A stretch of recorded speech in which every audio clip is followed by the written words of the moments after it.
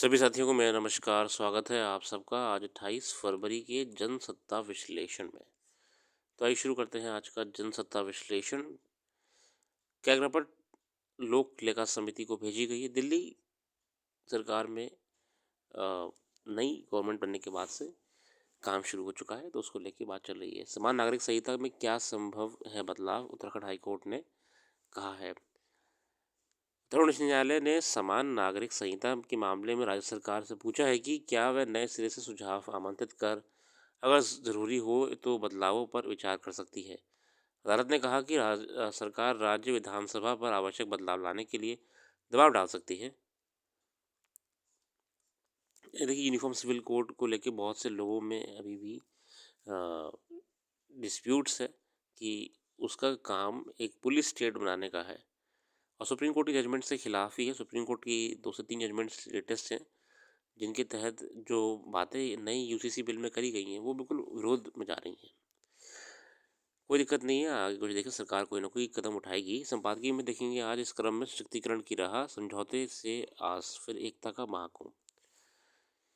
सशक्तिकरण की राह, जमीनी स्तर की राजनीति में महिलाओं की भागीदारी पितृसत्तात्मक मानसिकता के कारण जहां घटी है, वहीं पुरुषों की दखल ने उनकी भूमिका सीमित कर दी है। पंचायती राज व्यवस्था कायम होने के बाद महिलाओं के सशक्तिकरण की दिशा में कई कदम उठाए गए थे। पंचायतों से उन्हें जोड़ने के लिए अवसर भी दिए गए। आज 32 लाख निर्वाचित प्रतिनिधियों में 46% महिला प्रतिनिधि हैं। साथियों, ये लेख हमारा ध्यान केंद्रित कर रहा है बहुत बड़े मुद्दे के ऊपर। एक मुद्दा जिसे हम कहते हैं प्रधानपति, जहाँ पे हमें 73वां संविधान संशोधन ने महिलाओं को आरक्षण देकर उनकी आवाज़ पंचायत में बुलंद रखने का प्रयास करा था।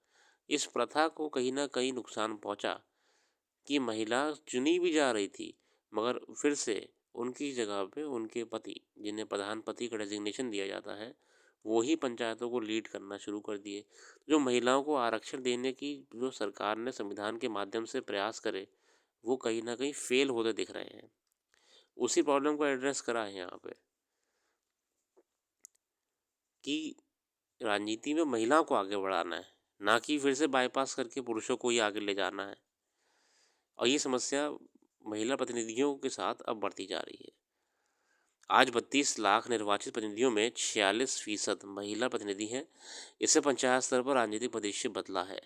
वहीं ग्रामीण विकास से लेकर कुछ कुप्रथाओं को खत्म करने की मदद मिली है, मगर दुर्भाग्य से महिला प्रतिनिधियों की भागीदारी प्रधानपति जैसे चलन में उलझ कर रह गई है। अचरज की बात है कि बिना किसी अधिकार के प्रधानपति निर्वाचित महिला प्रतिनिधियों के अधिकारों का भेजा इस्तेमाल भी करते देखे गए हैं। चुनी गई महिला प्रतिनिधि के बजाय उनके पति कई बार फैसले लेते लगते हैं। केंद्र सरकार की एक सलाहकार समिति ने कहना है कि इस परंपरा को खत्म किया जाना चाहिए। केंद्रीय पंचायती राज मंत्रालय को सौंपी रिपोर्ट में समिति ने सुझाव दिया है कि महिला ग्राम प्रधानों को प्रशिक्षण देकर प्रधानपति प्रथा को खत्म किया जा सकता है। सरकार प्रयास कर रही है, पंचायती विभाग भी प्रयास कर रहा है इसको, इस प्रथा को बिल्कुल खत्म करने के लिए। क्योंकि अगर आरक्षण देखें, महिलाओं को बिठाने की बात करी गई है पंचायत के उच्च पदों पर, तो उनको बिठाना चाहिए। दरअसल कई राज्यों में सरपंच पति या प्रधानपति जैसे अघोषित चलन ने महिला प्रतिनिधियों को हाशिए पर रखकर उन्हें राजनीति की मुख्य धारा में लाने के उद्देश्य को काफ़ी हद तक अधूरा बना दिया है। पंचायतों में भ्रष्टाचार बढ़ाने के पीछे कारण ये भी है। पंचायत राजनीति में प्रधानमंत्री का चलन महिला सरपंचों की राजनीतिक शक्ति को भी कमज़ोर कर रहा है। अच्छा, इसको लेकर पंचायती राज मंत्रालय ने भी कई अध्ययन कर, तो उन्होंने ये पाया कि सबसे बड़ी कमी ये है कि महिला प्रधान जो होती हैं, सब नहीं कुछ, मैं मेजॉरिटी कह सकते हैं, तो उनमें ट्रेनिंग की बहुत बड़ी कमी है। उनको उनको डीलिंग नहीं आती है। उन्हें कैसे विभागों के साथ सामंजस्य बिठा के अपने क्षेत्र के लिए बेहतर काम करना चाहिए, वो नहीं हो पाता है। इसी का एडवांटेज अल्टीमेटली वो प्रधानपति ले जाते हैं कि चलो अब तुम क्या ही देखोगी, हम देखते हैं, अब पूरा पंचायत लड़ाएंगे। तो इसको लेके ट्रेनिंग को और बेहतर करना चाहिए। Public dealing, public skilling, public management, ये सब बहुत ज़रूरी है। अगला आर्टिकल है समझौते से आस। एक और रूस के साथ युद्ध में उलझे यूक्रेन अपने हालात संभालने की कोशिश में लगा है। दूसरी ओर उसने अमेरिका के साथ अपने संबंधों में संतुलन बनाने के लिए प्रत्यक्ष या परोक्ष कई तरह के दबाव का सामना करना पड़ रहा है। देखिए ना, यूक्रेन तो बिल्कुल फंस गया बीच में। वहाँ रशिया को संभाल रहा था, यहाँ यूएस भी आजकल उल्टा पड़ गया है। रूस और यूक्रेन के बीच जारी युद्ध के समांतर इस बात की भी आशंका पहले से तय जा रही थी कि युद्ध में भविष्य की ज़रूरतों के मुताबिक यूक्रेन में मूल्यवान खनिजों पदार्थों के भंडार पर अमेरिका और रूस कब्जा करने की कोशिश में है। अब अमेरिका और यूक्रेन के बीच जिस समझौते पर कदम उड़ाने की खबर आई है, उससे इस आशंका की पुष्टि होती है कि यूक्रेन शक्तिशाली देशों के लिए क्यों महत्वपूर्ण है।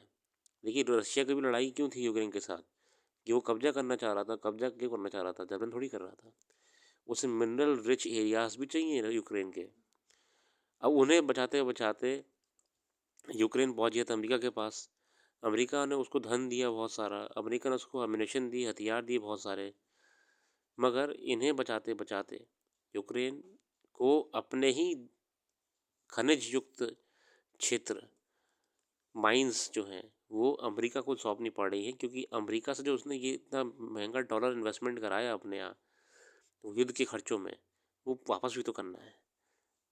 और यूक्रेन मिनरल्स के मामले में बहुत ज़्यादा रिच है अपने आप में, यूरेनियम तो विशेषकर। कई खनिज वहाँ मिलते हैं। गौरतलब है कि दोनों देशों के बीच दुर्लभ खनिजों के दोहन संबंधी समझौते के साथ साथ एक व्यापक आर्थिक करार की रूपरेखा पर सहमति बन गई है। मगर इसी के साथ युद्ध में यूक्रेन को अमेरिका मदद के परिप्रेक्ष्य पर स्वाभाविक ही सवाल उठे हैं। दरअसल यूक्रेन ने दुर्लभ खनिजों के एक बड़े भंडार को लेकर पहले ही जद्दोजहद चलती रही है। उन खनिजों के भंडार का कुछ हिस्सा अब रूस के कब्जे में है, जो कि रूस ने कब्जा कर भी लिया थोड़ा बहुत। अब बच्चा कोचा वो अमेरिका को जाएगा, और अमेरिका ने लीगली लिया है। कारण क्या है कि अमेरिका ने बहुत बड़े dollars amounts Ukraine Russia war में यूक्रेन पे इन्वेस्ट करे थे, वॉर हथियार वगैरह को लेकर।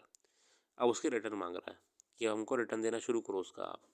अब रिटर्न कोई ये तो है नहीं कि यूक्रेन आपको पैसे वापस कर देगा। पैसे होते तो कर लेते ही क्यों आपसे। यूक्रेन उसके बदले मिनरल्स की डील कर रहा है। अब रूस ने अमेरिका की दिलचस्पी कोई नहीं ने अमेरिका की राह अब रूस ने भी अमेरिका की राह में रोड़े ना अटकाने का भरोसा दिया है।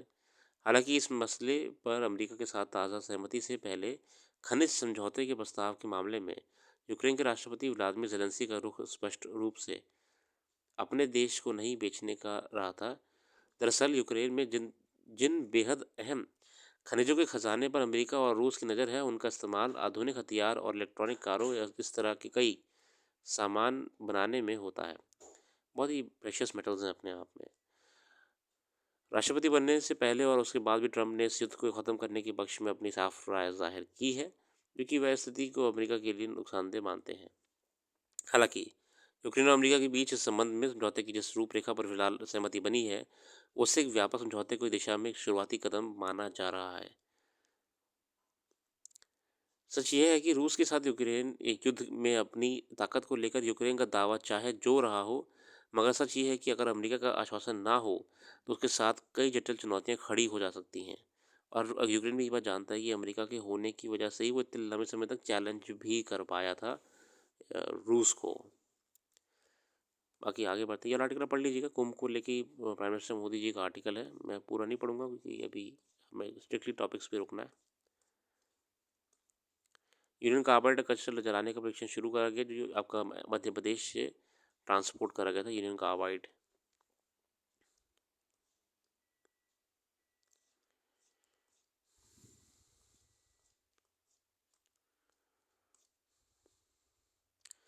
बाकी ऐसी विशेष खबर है नहीं, आज के लिए इतना रखते हैं। अपना कीमती समय देने के लिए बहुत बहुत धन्यवाद। कल फिर आएंगे नई वीडियो के साथ। जुड़े रहिए और वेबसाइट को भी जरूर विजिट करिएगा, उसका लिंक डिस्क्रिप्शन में मौजूद है। Thank you.